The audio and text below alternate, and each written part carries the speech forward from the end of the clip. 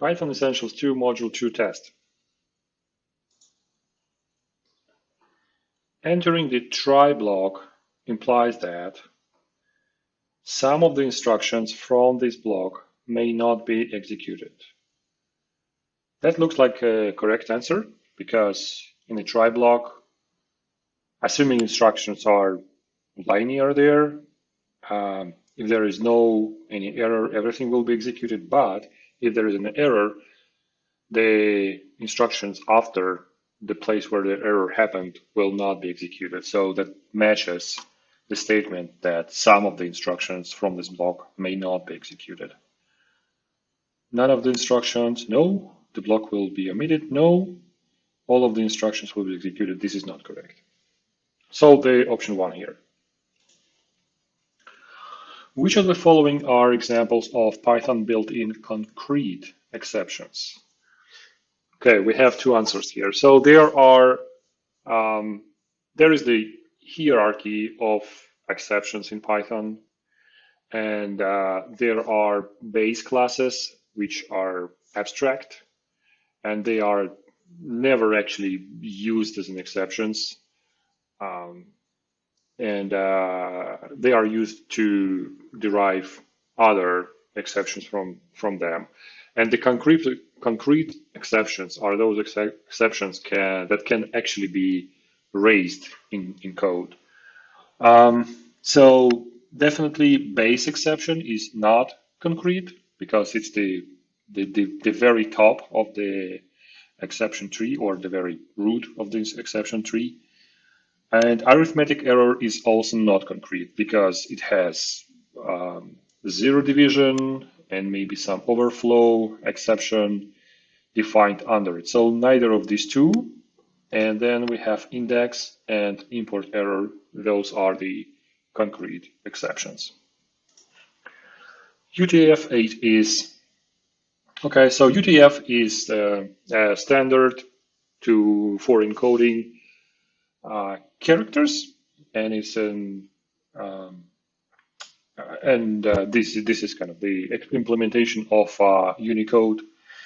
So the correct answer here should be it is a form of encoding Unicode code points. Unlike the, let's say, legacy or classic ASCII table, UTF-8 is a method which is quite smart, and it allows with no extra use of memory to encode thousands and thousands of different characters for different alphabets. And not even alphabets, but emojis, for example, as well. The following code prints. So we have ORD function here, and ORD function returns the code point of a character it is given. And code point is kind of the character code according to ASCII table or whatever table we are using. So, and to answer this question, we do not have to know what the exact code point for C is or for A. We know they are just two characters apart. So A, B, C. So if we take the code point for C and subtract the code point of A from it, we will get just 2. So this is the distance between these two code points. So 2 will be printed here. The following code, we have again a character Z, and we've got the code point of Z, and we move 2 code points to the left, and then we take what we get and convert this back into the character. So 2 characters back from Z will be X, and that's what will be printed in the console. What is the expected output of the following code? Okay, this is interesting. This is definitely an erroneous piece of code, and I can see at least a couple problems here. First of all, we try to divide by 0, and then we try to divide a string. So we have the float division operator here, and the real question is what will happen, which specific type of error, which specific exception will be thrown by this code. I think the sequence here will be first try to the Python will try to understand how how these values are applicable for a division operation, and only then it will try to look into the value of them. So I do not think there will be zero division error, because the first problem Python will see, this is a string and you cannot divide a string by the number. So this will be a type error, I think, which will be thrown,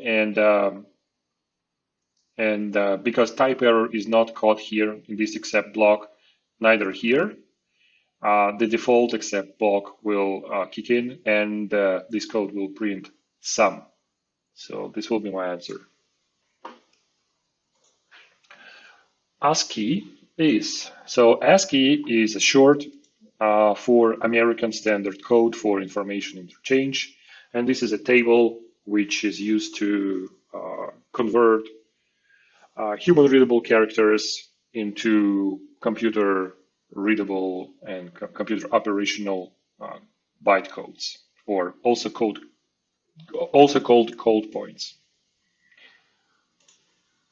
The following code prints. So what we have here a string defined, and there are the two apostrophes on the sides, and they define the string. And what we have inside the string, we have an escape character, which is the backslash and apostrophe. So basically, this string will only contain one symbol, which is the apostrophe. So length of the string will be 1.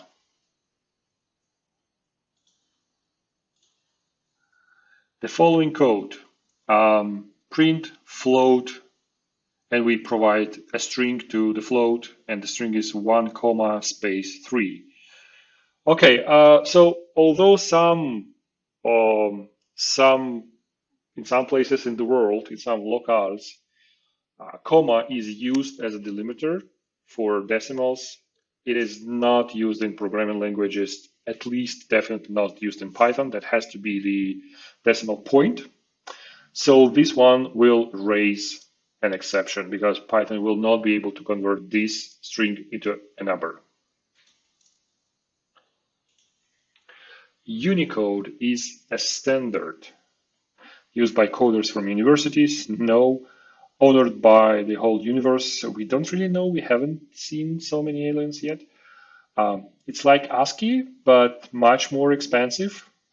Yes, I think this is correct. So it actually expands the base and legacy ASCII table to include not just Latin characters, but a lot of different characters for pretty much any language in the world and beyond.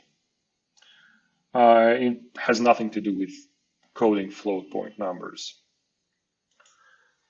The following code, 3 multiplied, okay, so we have strings here. So then this operation is not really a multiplication. It is more properly called a string duplication. And this is not a sum, it is a string concatenation, right? So the priority between these, very logically, first duplication is done, and then the concatenation is done. So what we will get ABC, ABC, ABC, so ABC 3 times, and then XYZ. And the answer for this is ABC, ABC, ABC, XYZ, this one. The unnamed except block must be the last one, and that seems correct. Cannot be used if any named block has been used. No. Must be the first one, can be placed anywhere. Yeah, so there is a rule when you have multiple except blocks related to your try block, the except block with no any specific exceptions indicated must be the last one. So it's kind of the default except block, and it will catch anything which wasn't caught by previous except blocks, which are more specific.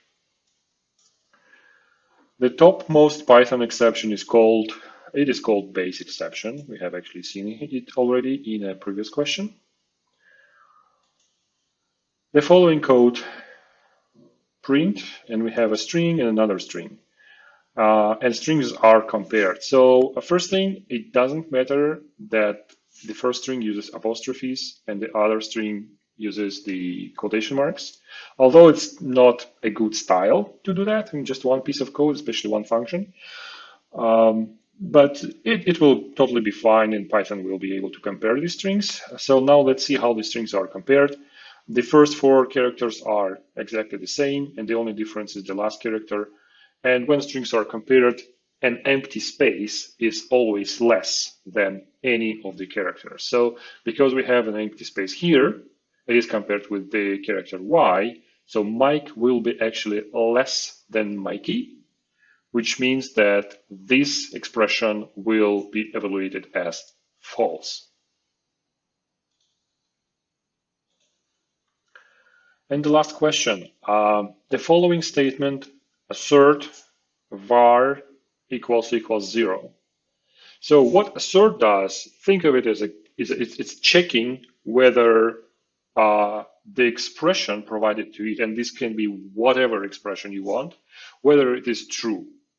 So if it's true, then everything is okay, nothing is done. But if it evaluates to the false value, assert will raise the assert error exception. So looking through the options we have here, it will stop the program when var is not equal to 0. And I think this is the correct answer. It is not erroneous, it's totally fine. It will stop the program when, okay, so this is opposite to the first option, not correct, has no effect, not correct. Okay, so let's check the result now.